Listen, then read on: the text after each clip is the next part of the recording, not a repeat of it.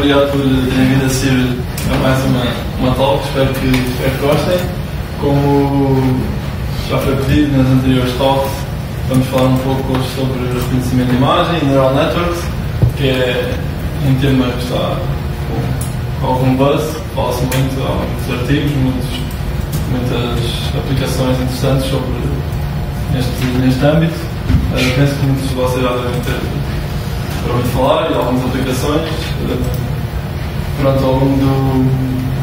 Isto é um tema bastante pesado, estávamos aqui para muitas talks, eu vou tentar resumir um pouco os pontos mais importantes. Claro que vou ficar aqui algumas coisas que, por explicar mais detalhadamente, que de certo vocês não estão interessados, por isso depois nessas partes podem perguntar depois, que eu posso referir alguns materiais para verem mais a fundo. E alguma dúvida que nunca for quando interrompam, se depois tiver uma discussão vou também já referir e portanto podemos começar. Ok, então, sobre neural networks. São inspiradas nas redes neuronais biológicas, mas não são necessariamente idênticas, têm muitas diferenças, como vamos poder perceber. É um algoritmo supervisionado, não sei se ainda se lembram também da primeira apresentação, onde falámos sobre os algoritmos supervisionados ou unsupervised, em que os supervisionados necessitamos de dados de treino labeled, ou seja, por exemplo, para a classificação de imagens de gatos. Se uma imagem tem um gato, é suposto dizermos aos dados de treino, esta imagem tem um gato. E as imagens não têm gatos, é suposto dizer, esta imagem não tem um gato. O Neural Networks é um algoritmo que funciona dessa forma, precisamos ter dados com labels. É um algoritmo muito bom a generalizar e necessita de poucas instruções. O que é que isto significa? Por exemplo, um problema típico de reconhecimento de imagem, como é, por exemplo, a identificação de gatos na imagem, nós só precisamos dizer aqui há um gato, aqui não há um gato. E aqui há gato. Só precisamos dizer se aqui há gato ou não, porque o algoritmo em si vai aprender os padrões que necessita para depois então saber identificar essas características na imagem. Nós não temos que ligar mais nada, nem dar mais instruções, por isso é um algoritmo muito bom para generalizar. Uma das características e limitações é a quantidade de dados que necessita para aprender. Para algumas tarefas mais simples,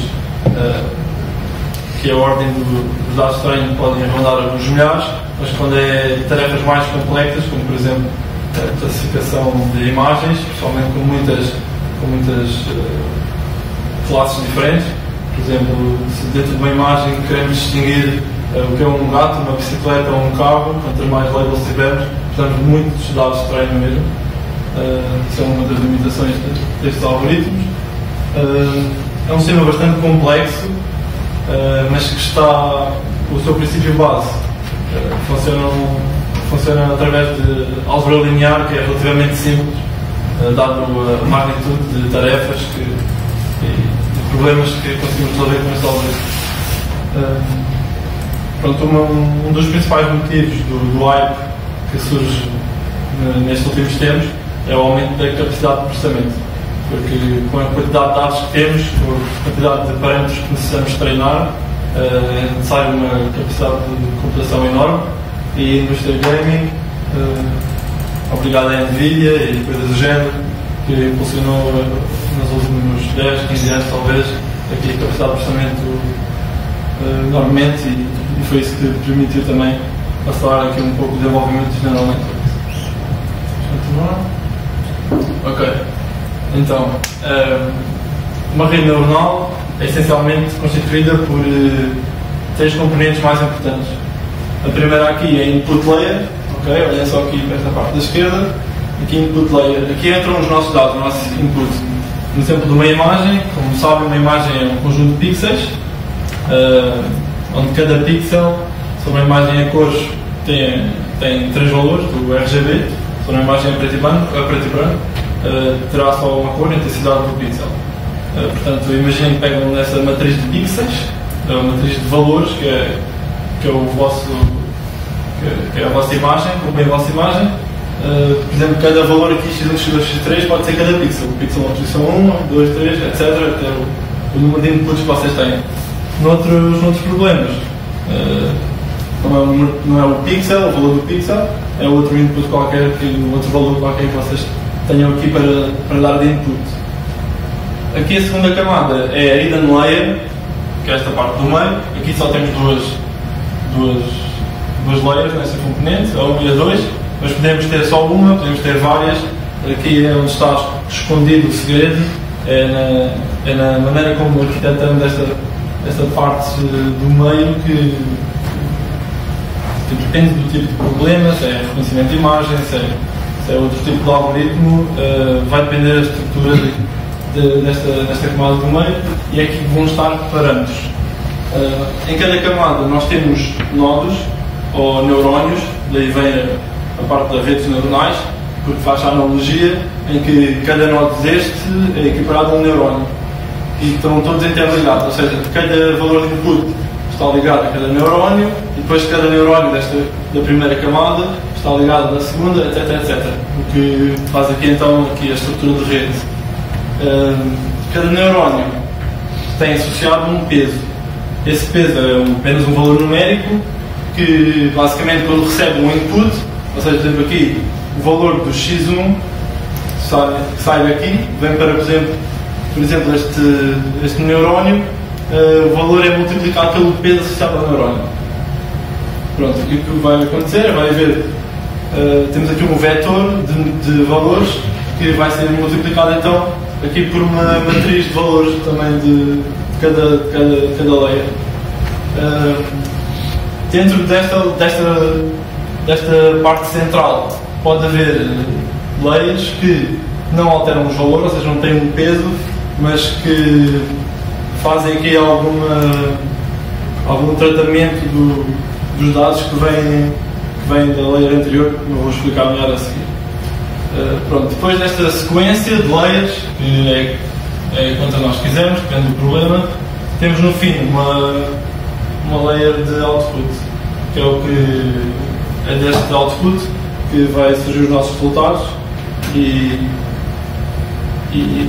é daí que vamos tirar o significado. Se for um valor booleano, é só um output 2. 1 a 2? Sim. Por exemplo, se é uma função true ou false, quantos outputs vamos ter? Vamos ter vai ser um valor de output em que normalmente associa-se um valor entre 0 e 1. Então 0.5 em cima é... Exato, depois escolhe um valor threshold. A partir de 0.5, por exemplo, podes classificar o output como 1, ou seja, yes ou true, e abaixo disso um false. Por exemplo, numa imagem de classificação, se existe para detectar gatos numa imagem, este output layer vai ter só um valor, ou seja, vai ser só aqui um neurónio que no fim vai nos dar um valor entre 0 e 1. E lá está, como... Ou seja, a probabilidade de ter um gato. Exato, a probabilidade de naquela imagem existir um gato.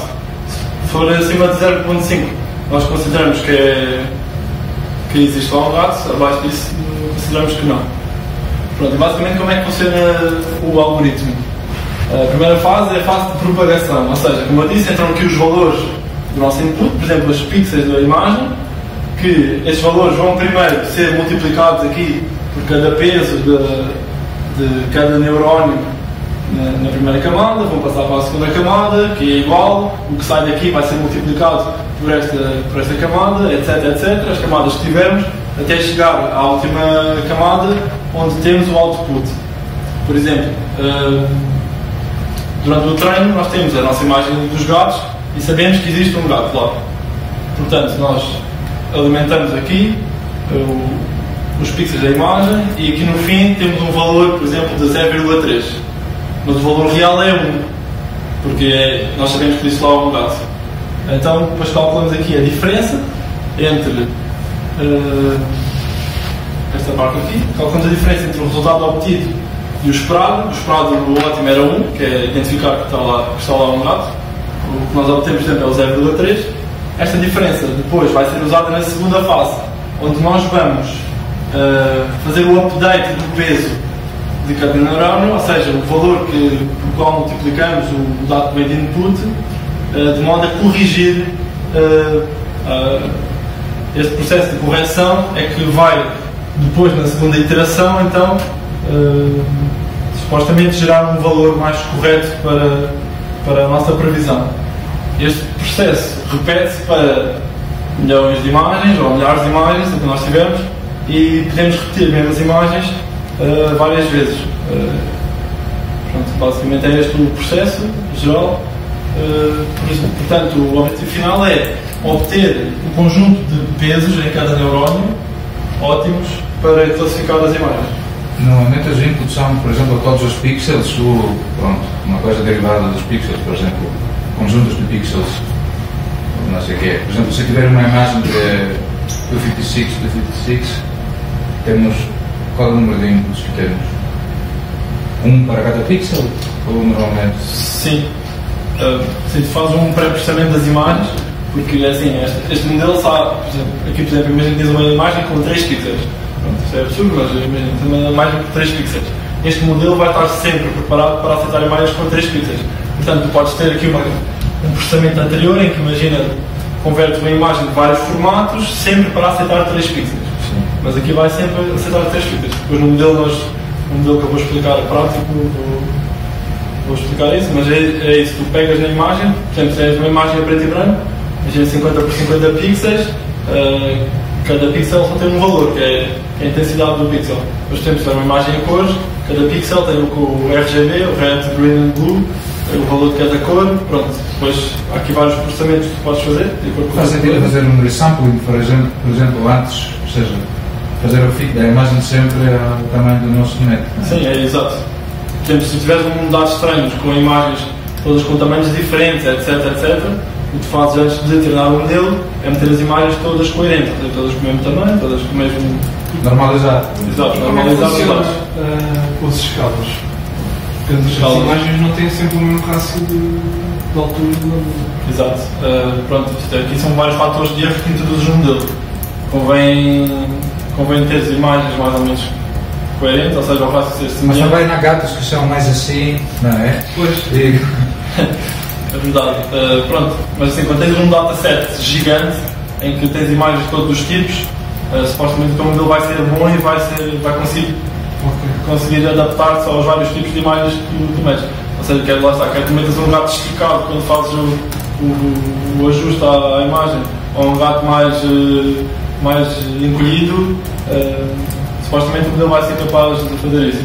Mas se tu estiveres sempre à espera de receber imagens semelhantes, ou seja, no mesmo rácio, etc., se hoje treinares um modelo também com imagens desse género, vai ser mais preciso. Mas pronto, tem tudo aqui do tamanho do teu dataset, etc.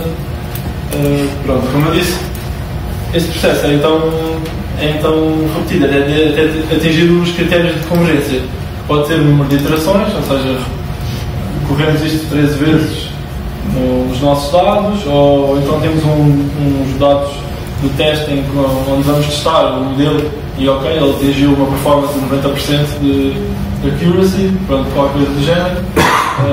Isso é definido por nós, não vamos ter problema. Quando o modelo atinge então estes dados, estes critérios de convergência, então pronto, paramos de treinar e temos então os pesos que depois vão ser usados para calcular o valor de output para novas imagens que nunca vimos. Mas o número de ligações é muito grande, não é? Porque temos cada um ligado a cada um, ou seja, no próximo. Exato.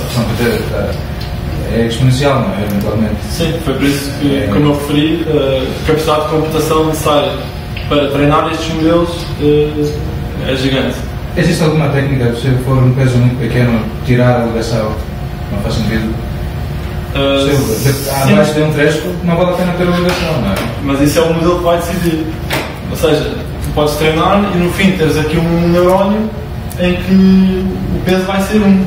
Ou seja, tu multiplicas por 1. Já por 1 não é nada. É mais não fazer nada, não é? Então aqui o peso que é 5, multiplicas por 1 sai 5, não faz nada. Mas isso é o modelo que vai aprender isso. Por ele próprio vai atualizar o peso do neurónio até chegar ao valor ótimo. Se for 1, no caso, fica 1.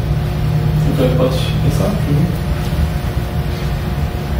E já agora, curiosidade, tem um mês de diagnóstico, sei lá, tu tens a rede neuronal e passas de um gato, ou passas a fotografia de um gato. e ele diz que não há gato, mesmo sabendo que há gatos. Como é que tu consegues fazer o backtracking disso e perceber porque é que ele te diz que ali não há gato? Estás a falar na fase de testes ou na fase final? Ou seja, tens um modelo feito, está construído? Sim, imagina, já passaste uma bateria enorme de testes e dizes, pronto, já tem uma taxa de 90% ou 95% de fiabilidade, portanto vou passar isto. Pronto, estás a correr aquilo e... Não sei se o gato é um bom exemplo. E ele diz que não há gato. O melhor exemplo é um Tesla que está a conduzir, passa uma pessoa, mas afinal não há pessoa. Por exemplo. É assim, 99,9%. no caso dos Teslas, os 90% não servia, né? Se não atropelado as coisas todas, não tem jeito. Mas, não, mas depois fazem os testes, como é que tu percebes o género, porque é que aquela imagem deu origem àquele... Sim, o segredo está sempre nos dados que tu usaste para treinar. Por exemplo, os Teslas houve problemas quando eram imagens contra o sol, que estava tudo branco, e ele não viu o carro e bateu. Porquê? Porque se calhar nos dados de treino eles não incluíram imagens contra o sol. Nesse caso é igual, tu vais olhar para a tua imagem que classificou o gato como não existia gato lá. Se já vais a ver, é uma imagem escura, ou o gato está escondido não sei aonde. Atrás do gato está qualquer coisa. Não, mas há aqui outra coisa que é, tu treinas um modelo e aplicas. Não quer dizer que esse modelo fique estático e que tu nunca mais tenhas que retreinar o modelo. Portanto, ao longo do tempo tu vais ter que ir retreinar. Sim, a minha questão não é o treinar, é género, com base do género. Passas de gato, gostavas de perceber porque é que ele diz que ali não tem gato. Eu acho que isto é na fase do treino que o João está a falar, não é? Não, ele já está a falar. Acho que já está a falar depois. Eu acho que está a dizer metes um gato e o modelo de teste está a dizer que não há gato, e como é que ele diz não, isto afinal está correto e era um quando. Eu acho que é mas isso o modelo vai aprender, o modelo vai aprender a isso. Por exemplo, ele pode ficar parte dos dados do próximo treino. Eu quero saber. Não, eu quero saber o que é que o voo o sistema a dizer que não. Mas olha lá, mas isso não tem muito interesse, porque acho eu, porque nós não temos a grande interferência no treino do modelo. Portanto, é o próprio algoritmo que sozinho vai fazer esse. Não tem a cena, eu quero perceber como é que não tem a criação do próprio aquilo. modelo. Aquela resposta. Não, isso não é. Isso não é relevante. Porque tu não és tu. Olha lá, não és tu que vais identificar os padrões, é o próprio modelo que identifica os padrões. És tu com o modelo. Na fase inicial és tu que dizes que aquilo é um gato, mas depois tens que processar. Mas é um input. Isso é um modelo. Sim, certo. E o modelo é o que tem os pontos que interferência que tens no modelo. Que vai levar a identificar que naquela imagem existe um gato. Não, mas não és tu que identificas, é um modelo. Eu sei. Tu no fim vais ter aqui uma matriz que pode ter milhões de parâmetros. Certo. Tu não consegues olhar para lá e explicar, ele aprendeu bem, os parâmetros são parece Isto existe. Não consegues ter essa percepção. O modelo em si é que lá está, através destes processos todos, da atualização dos pesos, é que vai conseguir mapear os padrões da imagem para o reconhecimento do gato ou não. O que acontece? Normalmente cada camada vai reconhecer padrões. Portanto, esta camada vai reconhecer texturas. Esta camada vai conseguir reconhecer os traços da imagem. Portanto, cada imagem vai fazer esse mapeamento e no fim de tudo o resultado destas computações todas é que vão resultar então na probabilidade de haver um gato ou não. Mas como é que controlas isto então? Que cada nível, por exemplo. O que tu consegues controlar é o output que dás. Ou seja, lá está, podes escolher que é uma imagem aqui, preto e branco, com mais definição, menos definição, mais parâmetros, menos parâmetros, e depois tem os equilíbrios todos. Tu podes dar uma imagem em alta definição, com 3 canais de cor, etc, e milhões de parâmetros. Ok, mas isto vai ficar aqui a correr. Tu consegues. Isto é basicamente não percebes porque é que ele está a fazer ali. O que é que ele fez? Sim, tu percebes os sistemas que ele usa, ou seja, tu percebes a arquitetura, percebes a arquitetura. Como ele calcula aquelas coisas? Não, tu sabes como é que ele calcula. Não. Agora tu não consegues acompanhar em cada treino que ele dá, tem uma bateria de milhões de imagens, tu não vais acompanhar cada treino, ou seja, há uma imagem que entra aqui, dá um output, consoante a diferença, por exemplo, imagina, ele vai atualizar o modelo e depois vem outra imagem, percebes? E vai atualizar, tem novos. O que eu quero, imagina, o que eu estou a perguntar é, ele diz que aquilo não tem um gato e tu queres perceber como é que ele chegou a essa conclusão, que caminho é que ele fez para chegar não há caminho, só há pesos. Tu tens não há caminho, só tens uma matriz com números. Não, eu quero saber como é que tu consegues ensinar melhor, ou seja, como é que tu consegues otimizar o teu modelo para negativos. Mais dados. Negativos.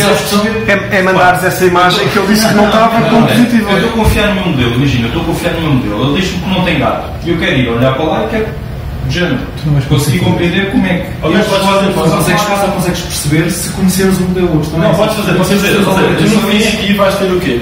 Imagina, tu tens no fim uma matriz gigante de pesos. 2, 3. Sim, é para os Sim, portanto, tens aqui uma matriz gigante de pesos. Esta é a matriz do teu modelo, ok? E o que tu tens uma imagem, que imagina, vai ser o valor de cada pixel. Sei lá, isto é o valor do pixel 1, o valor do pixel 2, etc, até o pixel 5000. Mas não está fácil, porque é pixel, estás a ver? Não tem nenhuma É o valor lógica numérico mais do pixel. Por exemplo, uma imagem em preto e branco 50 por 50. O que é que tu tens? Tens uma imagem tens aqui é 50, certo? Por 50. Onde tu tens um valor entre 0 e 1, ou seja, o 0 é o branco e tens o 255 que é um pixel preto. Pronto, imagina, tens isto aqui, tens vários valores, constante a imagem que tu tens. Tu pegas nesta matriz, imagina, metes os valores todos a seguir, e tens aqui um vetor gigante. Okay? Tu podes ir a seguir, multiplicar então este vetor por esta matriz de parâmetros, que era o slide a seguir. Podes começar o slide a seguir. A funcionalidade é esta, tu multiplicas uma matriz por parâmetros. Não sei se estão lembrados da álgebra linear. Então, assim, isto não é muito difícil de fazer. E depois no fim tens o valor, vai dar entre 0 e 1. Imagina, tens um 0,3. Que, ou seja, não há gato. Isto quer dizer, não há um gato. E tu reparas na imagem, está um gato. Isto é o que tu consegues fazer. Agora, porquê é que isto aconteceu? Porquê é que ele calculou mal? Porque estes parâmetros resultaram neste valor, sabe? E só há uma maneira de corrigir isto, mais dados. Mais dados, ou então alterar a arquitetura. O número de hidden layers, por exemplo. Exato, o número de neurónios que tens na camada, o número de camadas, o tipo de camadas, como eu vou explicar assim, que tu podes ter ali no meio. Há depois o trabalho aqui do. É guesswork? Não é guesswork. Porque... Essa era a minha pergunta, ou seja, não é isto, dás-nos data 0,3, faz estas multiplicações todas, mas a que ponto é que. Acho que pode ser um métrico da semelhança entre esta imagem totalmente diferente da aplicação e as outras que temos no dataset para ver. Tenho parecidas, por exemplo. Eu sequer sugeri, tu continuas a chegar. Exato, isso. Sim, é melhor. Sim, é verdade. Porque estamos a tentar explicar uma resposta que o apresentar não é verdade. Difícil. Ok. Pronto, podes. O que eu expliquei basicamente era isto aqui, que é, no fim de contas, uma neural network é cálculo matricial de álgebra linear em esteroides, que em vez de termos aqui uma matriz 3x3, temos uma matriz de 1 milhão por 2 milhões, e aqui milhões de parâmetros que o computador vai estar constantemente a atualizar de acordo com os dados que dás para ele aprender. Ok, podes passar. Vamos fazer o cálculo matricial. Pronto, ok. Dentro das hidden layers, ou seja, aquelas camadas todas com os pesos que vão ser multiplicados, nós temos camadas que podem alterar os dados sem multiplicá-los sem padrões sem pesos que vão ser atualizados. Ou seja, são partes da hidden layer que não vão ser atualizadas, nunca são treinadas, apenas servem para capturar padrões locais. O primeiro método é o que está à esquerda, que é o método de convolução, que basicamente vai fazer o quê? Vai reduzir esta matriz maior uma matriz mais pequena, onde cada elemento aqui desta matriz mais pequena resulta de um cálculo ou deriva de uma janela desta matriz maior. Por exemplo, aqui temos este pixel 4 que resulta do processamento desta janela 3x3 da matriz maior. Por exemplo, onde aplicamos este filtro. Este filtro pode ser uma média dos pixels, pode ser um filtro como este aqui, ou seja, 101, 010, 101. O que é que está a acontecer aqui? Por exemplo, no valor da matriz maior, temos aqui um 1, que vai ser multiplicado por este 1, depois vai somar o 0 vezes 0, ou seja, no fim, basicamente vamos pegar nos elementos da janela maior, onde estão uns aqui no filtro, que vai ser, por exemplo, aqui 1. E vamos esquecer este 0, este 1, e no fim resulta ao 4.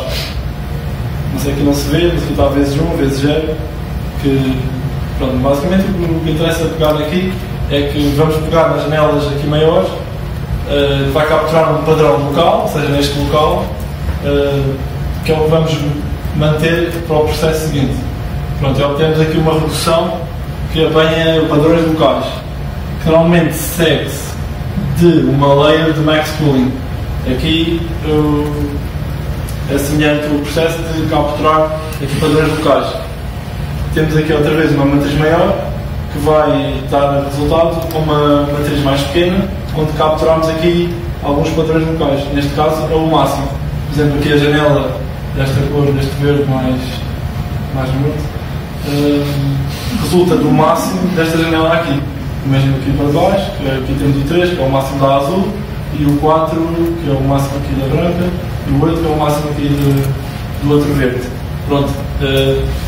Estes, no caso do tratamento de imagem, estas camadas, estes processos intermédios são muito importantes, porque são eles que vão capturar padrões na imagem.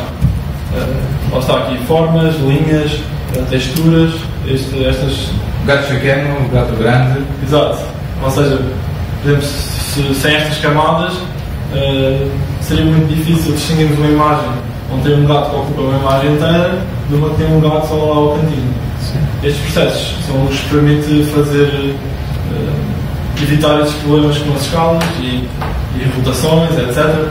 Ou seja, também há processos desses que podem regular as imagens, há aqui muitas coisas que... Sim, porque isto aqui invalida aquele problema de há bocado. Se tivermos uma imagem gigante e uma mais pequena ou muito de forma, eles se reduziram um 4x4 ou um 8x8, se bem que estamos a tirar a informação da imagem, mas consegue-se trabalhar na mesma linguagem, digamos assim. Sim, e estes processos intermédios ajudam isso mesmo, ou seja, modificam a imagem, capturam os padrões locais e é isso, aumenta muito a performance dos modelos, principalmente a trabalhar com imagens. Deixa eu passar, por favor. Ok, quais as aplicações das redes neuronais com imagem? Temos classificação, como o problema do gato, ou o que vamos ver a seguir no nosso exemplo. Temos correção de imagens, também vamos ver o link que eu tenho ali, que é muito utilizado. Por exemplo, damos um input à rede neuronal de uma imagem de baixa qualidade e o que ela vai devolver-nos, em vez de ser 0 e 1, é um conjunto de pixels de uma nova imagem.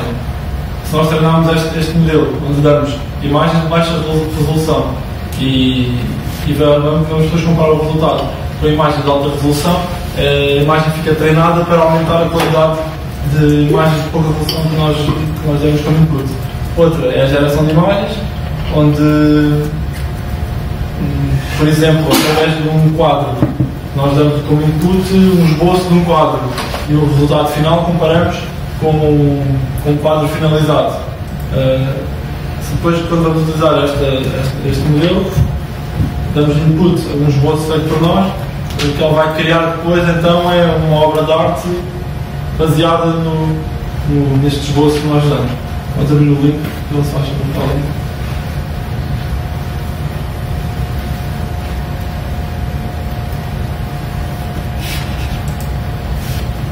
Pode andar para baixo, vai perceber as imagens.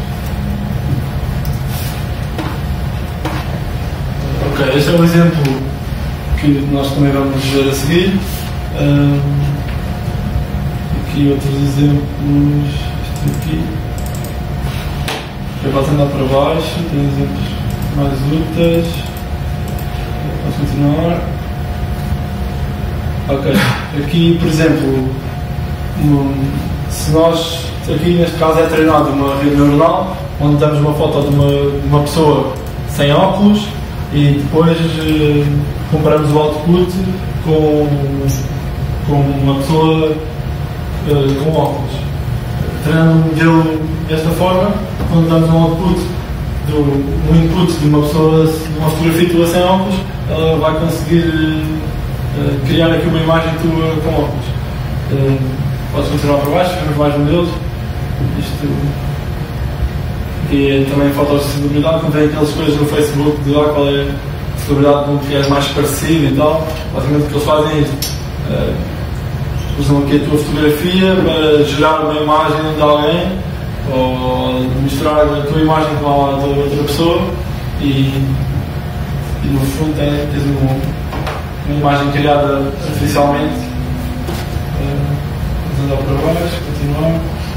São exemplos do investimento também, ou seja, se tu tens uma rede neuronal com imagens de uma pessoa nova e compares com o resultado de uma pessoa velha, a rede neuronal vai ficar treinada para prever como a pessoa será daqui a X anos.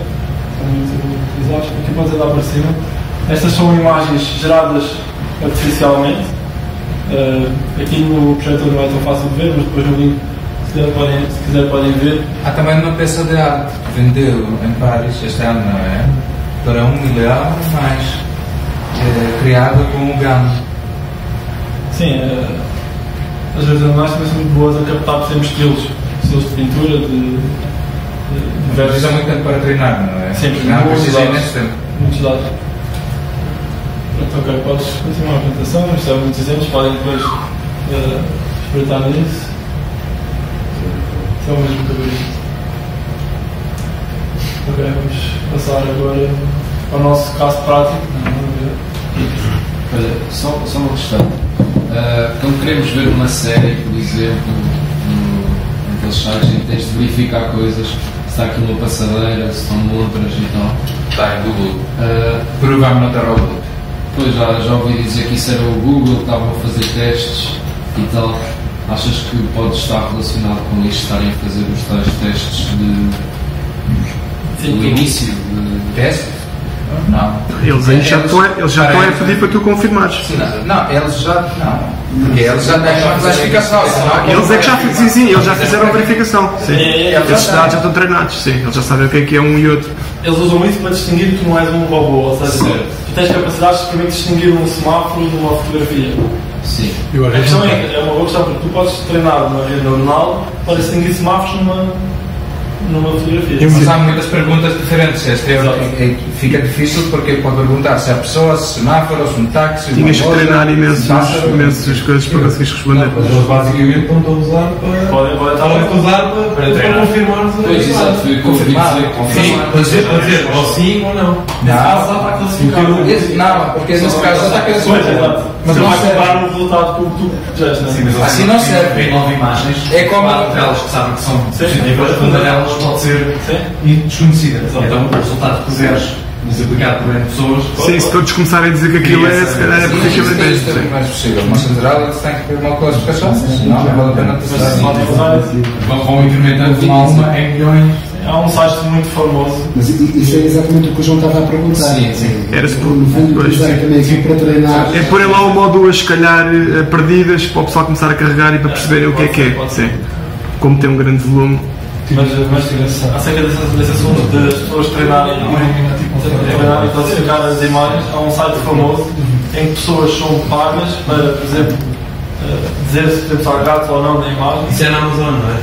Sim, é uma coisa na Amazon. Eu vi esse vídeo. Mecânica de termo. Só o Google começou com isso.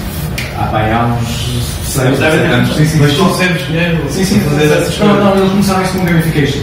Sim. Era um jogo. Não, mas a Amazon pagava mesmo 20 cêntimos por cada próxima coisa. É a época da adaptação. Porque, como eu disse, é milhões de imagens e o trabalho de classificar isto ou não é enorme. Portanto, eles fazem só outra curiosa era desenhar ovelhas à mão para treinar um modelo destes, para detectar ovelhas. Tiram milhões de pessoas para desenhar ovelhas. Cada ovelha que desenhasse, a pessoa ganhava lá só 20 cêntimos ou assim. No final das contas, eles tinham um dataset classificado para treinar a coisa. O que é que eu estou a fazer aqui? Não é assim, desenhar ovelhas. Ou contar ovelhas. Ok, pronto. Podes já mostrar um slide para eu explicar o dataset? Já aqui em cima. Ok.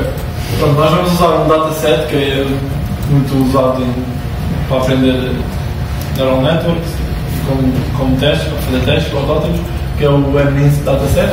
Basicamente consiste em dígitos caídos à mão, como aqueles que estávamos ali a ver.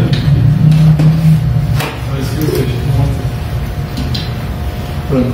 Basicamente é isto. Temos aqui alguns exemplos são dígitos de 0 a 9 escritos à mão, ou seja, cada imagem é um dígito de 0 a 9. Nós vamos fazer basicamente é programar uma rede neuronal que vai, para nós, conseguir classificar com base num dígito dado por nós, se é qual é o dígito que é de 0 a 9. Vai tentar prever qual é que é. Podes passar para o outro. Podes passar para baixo para o código, mas já fez esta introdução. Aqui uma coisa importante, está aqui já a primeira referência. Um livro muito bom para aprender Deep Learning e com Python, exemplos práticos. Este livro está aqui. Se quiserem, tenho um livro, não digo a ninguém. Posso arranjar, mas é um livro muito bom, pequenino, fácil de ler, com exemplos práticos. Muito bom. Pronto. Vamos usar aqui uma biblioteca que é o Keras, que basicamente já tem aqui estruturas de hidden layers e é muito usada em Deep Learning. Vamos usar o NumPy, que é uma library para fazer aqui operações com vetores e matrizes e coisas do género. Matplotlib, basicamente para fazer os plots das imagens, para ver as imagens. E o CV2 é uma library que faz manipulações de imagens também, para ler imagens, ver imagens, resoluções, alterar cores, etc. E este é o stack que vamos usar. Posso continuar, por favor? Ok, então aqui nós estamos a fazer esta parte aqui, faz o load dos nossos dados, que são das imagens todas, e nós para já o que estamos a fazer é dividir as imagens em dataset de treino e de testes. Ou seja, os testes vamos guardar para o fim, as imagens de teste, e primeiro vamos pegar nas imagens de treino, vamos treinar o nosso modelo, e depois no fim, quando temos o nosso modelo, vamos então comparar a performance dele nas nossas imagens de teste, para ver se está faz bem ou não. Portanto, temos aqui as imagens e as labels, ou seja, se é um 0, 1, 2, Vectors. Vectors. Vectors, right? Train images é um vector, certo? Sim. E o train labels também. Sim. Sim, ou seja, sim, são vetores. Aqui temos guardados as imagens, aqui as labels de cada imagem. Sim, são vetores. Pronto, aqui estamos a mostrar o exemplo do elemento do nosso dado de treino. Foi aqui uma à toa, 17, podes experimentar mudar. Não sei se é bom. Experimentar mudar para outro número qualquer, só para ver outro exemplo.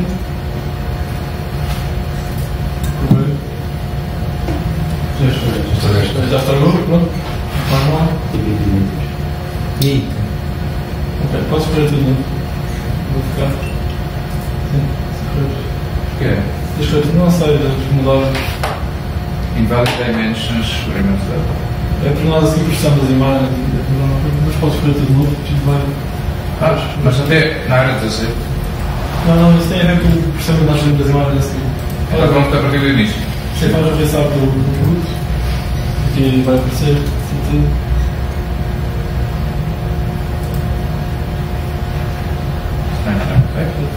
Pronto, aqui é só um exemplo, temos um 8 neste caso, e estes dados são os que vão entrar no nosso modelo. Pronto, aqui a imagem 42 é um 1, sendo que aqui também há imagens esquisitas, que lá está, isto é que introduz erro no dataset. Se uma pessoa pedir-te a ti para escreveres um 2, se tiveres uma letra muito a mais, escreves um data frame externado, o modelo vai ser treinado com dados que podem estar muito. Aqui introduzem erro, que mesmo tu sendo humano, olhas para aquilo e não sabes ver se é um 2 ou um 3. Pronto, este tipo de dados é que também introduzem erro. Se nós já sabemos que é, por exemplo, o que nós temos a fazer isto, ao OCR, identificar uma letra, nós devíamos ter muitos outputs para ver a probabilidade de ter 1 e 7, neste caso, não é? Mas portanto, no fim tu tens 9 outputs, que é para cada dígito, e tens a probabilidade de cada dígito. O que tu fazes no espaço final é ver qual é que é o máximo. Ou seja, a probabilidade máxima é ser um 3, então no fim a prediction é um 3. Pronto, no fim é isso. Mas pode ser um 7 dar a probabilidade de ser 1, por exemplo. Exato. Sim, é isso. No fim tu vais ter uma probabilidade de ter um 0, um 1, 2, etc. E a probabilidade do ser um 1 se é muito próxima do 7. Vai ser decidido ali por chegar a uma décima. Sim, geralmente vai ser sempre mais alto. É isso. Mas quando identificamos palavras, por exemplo, e o zero e o ou podem ser muito parecidos e ter a mesma probabilidade, mas depois dentro de uma palavra, obviamente. São sistemas mais complexos. Primeiro calculas a probabilidade daquela letra ser um A ou um O e depois no fim, quando tens a palavra toda, vais saber qual é a probabilidade. Isso é. Ser dentro da palavra. Isso é basic, que é. Sim. Qual é a probabilidade daquilo ser um O, sabendo que os outros todos são não sei o quê. Ok, se há mais probabilidade de ser um O, faz sentido dizer um A. É uma coisa mais complexa. Ok, podes continuar. Pronto, aqui o nosso modelo, a arquitetura, ou seja, aquela parte do meio, eu disse na apresentação, ainda no layer, vai ser constituído por quê? Dois pares de convolution mais uma spooling, aqueles processos que eu expliquei há pouco, depois uma max spooling, uma convolution outra vez, depois uma flattened layer. O que é que esta layer faz? Basicamente pega numa matriz de pixels e transforma num vetor numa dimensão, que é o que vai então entrar na nossa. É um ponto de vista estranho, não é? Do ponto de vista da máquina. Sim, para nós não faz sentido. Para nós não faz sentido nenhum, mas é igual. Não faz sentido, exato. Mas a máquina consegue, o modelo consegue entender os padrões da mesma. Mas como que a escolha esta escolha da configuração é um pouco dark art, não é? É assim, não é dark art, porque nós sabemos o tipo de arquitetura que resulta para cada tipo de problema. E depois isto é muito estudado, não é? Se vocês lerem os papers, eles explicam a teoria por trás disto tudo, mas o que fica no final é template. É um cookbook, ou seja, se vais ter um problema que é a imagem, para se fazer imagem, então usas isto. Vais ter um problema que processa som, então se calhar usas esta arquitetura. É mais isso. Há pessoas que estudam isto a fundo, ou seja, a teoria por trás, que é que cada arquitetura resulta melhor em cada situação, mas tu, como utilizador destas ferramentas assim, ao high level, pronto, são os padrões de utilização. Isso é uma pergunta geral, mas sempre que podemos, devemos separar os nets, não é? Ou seja, se não há alguma razão para ter duas tensões, entre aspas, devemos separar, não é? Como assim? Por exemplo, para identificar gatos, por exemplo, e cavalos, sim, poderíamos ter um net, o dois, sim, não é? E basicamente, sim. Isso é, ou seja, questão da arquitetura, como é que tu arquiteturas? Podes pegar os dados que vêm e depois estás uma aqui para uma rede que vai ver se é um gato e para outra que vai ver se é um cão, ou podes chutar tudo para uma que vê se é gato ou cão. Percebes? E depois? Só que tem vários problemas, é performance. Treinar duas redes ao mesmo tempo é muito mais difícil do que treinar só uma. Isso é que é identificar um número não determinado de gatos. Ou seja, fazer o tag de todos os gatos numa imagem. Isso é um problema que não envolve um modelo. Ou seja, nesses algoritmos que identificam tipo caras numa imagem, tem um algoritmo antes que faz a subdivisão da imagem, percebes? É como se fossem várias peças do mecanismo. Aqui tens uma peça que identifica de uma imagem se é gato ou porque isso é 0 ou 9. Agora se tiveres uma imagem com muitos dígitos à mistura, tens de ter primeiro um mecanismo que vai-te separar cada dígito. Isso é um problema à parte deste. O separar fazer como fazemos nós, não é? Tipo, ir ver tudo sliding window. Exato, é um algoritmo sliding window. Ou seja, mas é um problema à parte. Tens o problema de extrair os dígitos numa imagem e depois tens outro problema, que é, agora já tens as imagens, vais classificá-las. Pronto, são problemas distintos. Mas aqui isto ainda é aprender a andar, já estás a perguntar como é que se ganha o volt no geométrico. Isso é um bom tema para outra talk, podemos fazer. Ok, então, podes ir para baixo, por favor. Então, na primeira linha, basicamente o que nós vamos fazer é pegar nas nossas imagens de treino, que são 60.000, e vamos transformá-las em imagens de 28 por 28 pixels. Se tínhamos uma de 50, vai ser 28 por 28, onde vai ter só um channel, color channel, ou seja, vão ser imagens a preto e branco. Ou seja, vamos ter aqui valores de 0 a 255. Estou a dizer que uma imagem em cores. Teríamos pixels, onde cada valor seria outro array, onde tínhamos um valor de red, green e blue, por exemplo. E vai ser isto multiplicado. Mas isso para o nosso problema não é importante, a cor, é distinguir números, não estamos a distinguir coisas mais complexas, portanto simplifica o nosso problema fazer a preto e branco. Depois o segundo é só para normalizar, ou seja, quando dividimos por 255, como eu disse há bocado, 255 é o valor máximo, por exemplo o preto ou o branco, deve ser o branco, exato, pronto.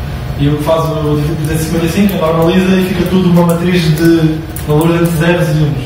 Pronto. Isso ajuda a tornar o modelo, ajuda a performance. A seguir basicamente é igual para as test images, porque temos que assegurar que o tipo de dados que damos como input é sempre o mesmo. Portanto temos que fazer o pré-processamento que vamos dar ao modelo, tem que ser o mesmo dos dados de semente e os dados de produção e de teste. Aqui basicamente vamos a nossa train labels inicialmente é aqui um vetor que tem, por exemplo, 2, 1, 7, 9, etc. Que é, ou seja, a primeira imagem é um 2, a primeira imagem é um 7, etc. O que nós temos ali é categorical, é basicamente um processamento que vai transformar isto numa matriz. É uma otimização, não é? Não, é mesmo para conseguirmos treinar. Porque basicamente vai aqui, vamos transformar este vetor numa matriz que vai ter um 1 na posição 7. Ou seja, 1, 2, 3, 4, 5, 6, vai ter um 7, 8, 9. E a 9, pronto, vai ter aqui um 0. Ou seja, isto é uma maneira de ensinarmos, porque aqui o valor de 0 a 9, a matriz lida com valores numéricos, mas aqui em vez de ser dígitos 0 a 9, podia ser um cão, um gato, um periquito, etc. Isto é uma maneira de o modelo saber distinguir as categorias. Aqui distingue um 7 de um 9, por exemplo. Saber distinguir com bit sequence onde exato. Que é mais fácil para o... Exato. Pronto, podes continuar. Isto também é uma grande otimização, normalmente. Isto faz sempre em problemas quando temos categorias, poucas categorias e muitos dados, faz sentido usar o integer como e é muito usado no Pandas.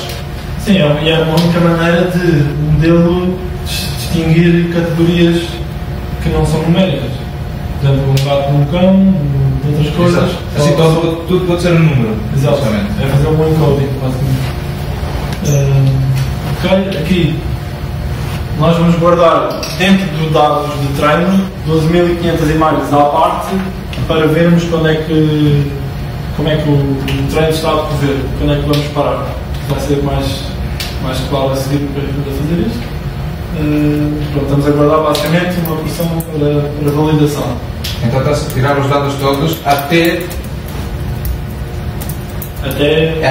Não, só vais usar os dados depois destes, não é? Não, basicamente eu dividi primeiro os testes e o treino, depois dentro do treino estou a guardar a instrução só para ir controlando como é que o modelo está ao longo do treino. Aqui outros, sim. Exato. Depois aqui é a construção do modelo. E tu digo que o modelo é sequencial, ou seja, vem sempre uma layer a seguir à outra, porque pronto, as arquiteturas, como eu disse, o número de arquiteturas são enormes, podes fazer arquiteturas paralelas, sequenciais, etc. Aqui vamos dizer que é um modelo sequencial, um modelo simples, e vou então adicionar as layers como disse há bocado, uma convolução, max pooling, convolução, etc. No fim tenho uma layer de 64 neurónios, ou seja, são 64 pesos que nós vamos treinar. Mas até esta parte, se já sabemos que temos o cookbook, por exemplo, isto poderia ser feito, já ter libraries com esta estrutura já feita, não é? Em vez de nós fazer, porque temos o cookbook. Sim, isso foi o que eu fiz. Eu fui investigar como é que se treina qual é a melhor arquitetura para este tipo de problemas. Ok, isto é uma arquitetura bastante usada, então utilizei. Podes usar isto às cegas, não fazer ideia do que é isto. É isso que é feito no OTML, por exemplo, neste tipo de técnica, ou seja, encontrar o melhor modelo e já ter um library como é feito. Por exemplo, normalmente estas estruturas já pré-definidas são um bom starting point, né? Tu pegaste no tuning. Tiras esta camada, metes outra, em vez de 64 metes mais, metes menos. Isso depende depois do tipo de problema que tiveres, vais fazer o tuning do modelo até teres os melhores resultados. Isto é bom para gatos? Não. Não? Pois. Poderia ser. Poderia. Mas não foi. É para números, desculpa. Ok, este aqui são otimizações. Não vale estar a pena explicar porque é que é RLU e a Softmax. Tem a ver com características mais técnicas parâmetros mais técnicos da Neural Network. Pronto, aqui também é escolher o modo em como é que os parâmetros são atualizados. Há muitos tipos. Aqui a métrica, eu escolhi a Accuracy. A Accuracy basicamente é a percentagem de acerto e é usada quando temos datasets balanceados. Ou seja, aqui temos bastante balanceado. O número de zeros é similar ao número de 3, ao número de 8. Portanto, a percentagem de acertos é uma boa métrica. O que é o batch? O que faz o batch? Batch size é o número de amostras que tu dás a treinar cada vez. Por exemplo, tens as 60 mil de treino, que vais dividir em batches de 512 e vais dar uns cada vez ao modelo. Mas também é para não entupias o modelo. Se tu quisesses dar a 60 mil, a RAM ia explodir e, portanto, tu divides isto em iterações mais pequenas dentro da iteração maior. Basicamente é isso. E pronto, e ao longo do treino vamos guardando aqui algumas informações na validação. Pronto, já correste, podes andar para baixo. Isto vai escolher treinar em 13 iterações primeiro, e aqui basicamente isto já correu. Temos aqui a accuracy da validação. Na primeira iteração já é 95%, é bastante bom. Podemos ver o valor da loss, que é o erro que está a diminuir a cada iteração. Vamos ir para baixo, vai estar um gráfico com esta informação resumida. Aqui. Exato. Pronto, a hipótese é a iteração sobre o dataset de treino todo. E aqui podemos ver que as bolas são é o erro nos dados que damos de treino, a linha é o erro nos dados de validação. O livro de validação é os dados que guardamos à parte, ou seja, que o modelo não vê, que depois vamos verificar se está a correr ou não. Pronto, o que é que vemos aqui? Que é curioso, que é aqui até a número 7, mais ou menos, o erro da validação e do treino diminui, mas depois chega aqui a uma altura em que o erro do treino continua a baixar, mas o da validação mantém-se constante. O que é que está a acontecer aqui? O modelo está a ficar viciado. É como se eu treinasse temporalmente ping-pong sempre com o João. Eu aqui, durante os primeiros treinos, até melhor o meu ping-pong e começo até a jogar melhor para o torneio. Mas a partir da 7ª, eu fico muito bom a ganhar ao João. É overfitting? Não. É overfitting. Sou muito bom a ganhar ao João, começo a apanhar os jeitos do João, mas depois, quando vou jogar contra pessoas novas, estou à espera de jogar contra o João e não estou a jogar contra o João. E cometo erros por estar habituado a jogar com o João. E aqui basicamente é igual. Aqui o modelo é muito bom, está a melhorar, classificar imagens, mas a partir daqui fica muito bom classificar as imagens que estão no dado set de treino. O que acontece é que quando damos imagens novas para ele treinar, ele tem uma performance pior porque está habituado a capturar os padrões existentes no dado de treino.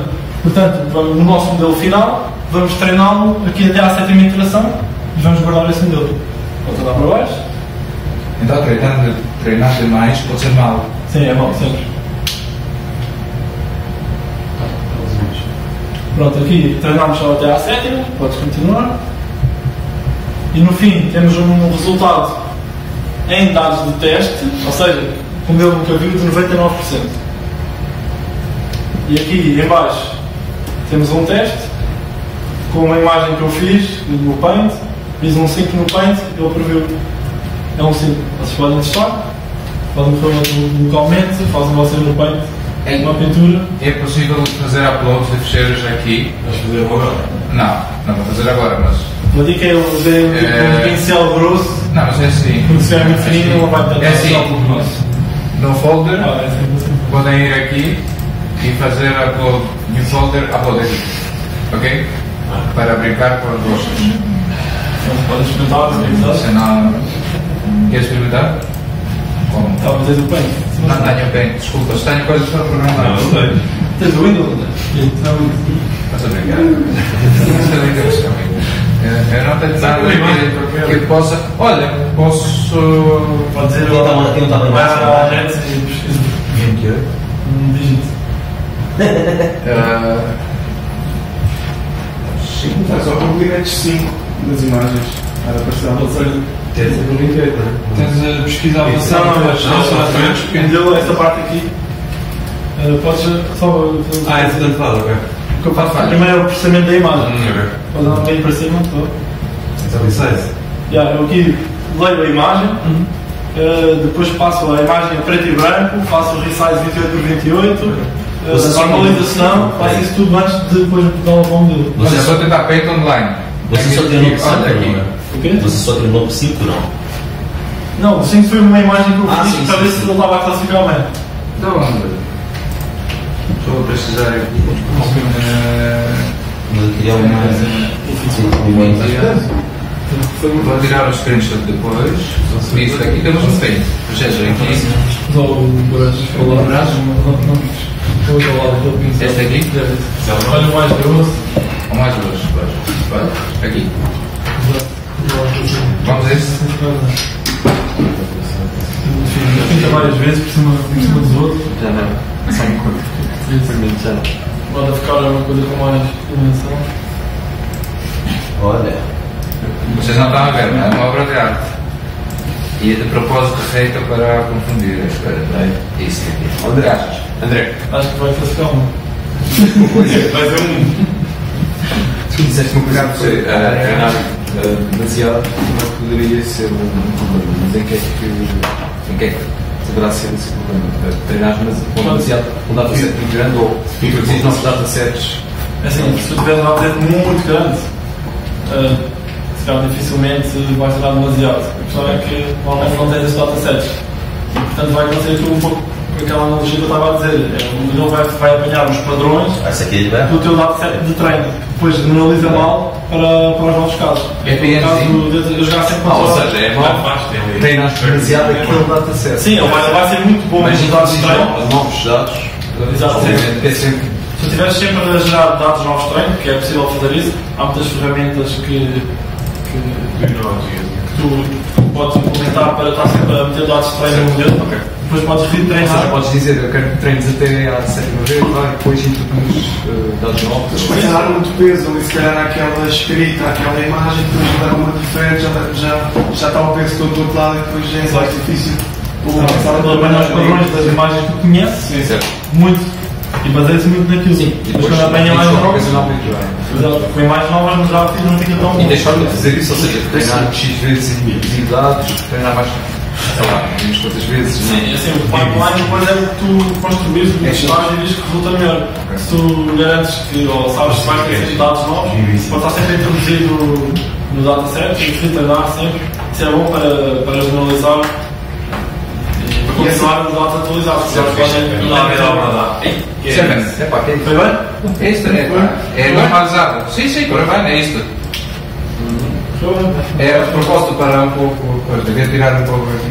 Mas essa é a primeira pergunta do Hélio. Ele faz essa parte de esse 7, esse modelo que está aí com o código, já ele previa que era às 7 vezes, ou tinha que depois fazer esse tuning já adicional? Não, esse tuning é humano, foi o que eu fiz. Eu primeiro treinei com os 13 e depois fiz gráficos. Depois tínhamos o gráfico e depois adaptou-se. Exato, faz a análise e vês aqui está a fazer o overfitting, está a ficar iniciado. Perde ao 7 e depois adaptou-se. Por isso o melhor será até aos 7, então vamos ter ao final com 7. Por isso fizemos correr outra vez até 7, então vemos se vamos usar agora para a previsão do 7. Correu bem, mas acho que é bom. Isto é sempre assim, isto é clássico. Não, era mais perceptível antes. Não bem. Se tem alguma pergunta, uma coisa que tem de história, ver. Significou? Espero fazer um upload de uma foto tua. A ver que o moleque aqui. Agora não sei se está nenhum disponível nesse momento e vai ser difícil. Nós só podemos tentar Posso mandar uma hora? Assim, um minuto.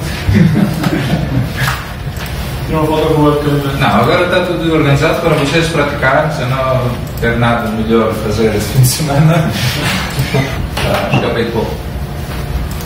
Ensinar os filhos as qualidades da informática, não é? Acho que isso é uma barra muito mal pelo Filhos, não. Olha, se me deixou um tracinho, acho que ele não lida bem com a coisa. Não, ele vai ver só um pixel à parede ali no meio. Pois, tens que dar Não é processo. O que é que ele disse? 7. Podes ver um exemplo do 8. Nem foi 7, foi 5. Estás a ver um exemplo do 8 que está lá em cima. Pronto, os pixels estão mais ou menos bem preenchidos. Se fizeres um tracinho, vai estar só um bocadinho no meio. Isto tem a ver com o downscaling. Ou seja, Isso é bem com o tipo de imagem. Depois completamente atrofiado. Eu estava à espera de ter o número bem distribuído na imagem. Exato. Se fizeres só uns pixels ali no meio, aquilo não vê nada. Alguma pergunta? Enganado. Então, pessoal, Várias coisas.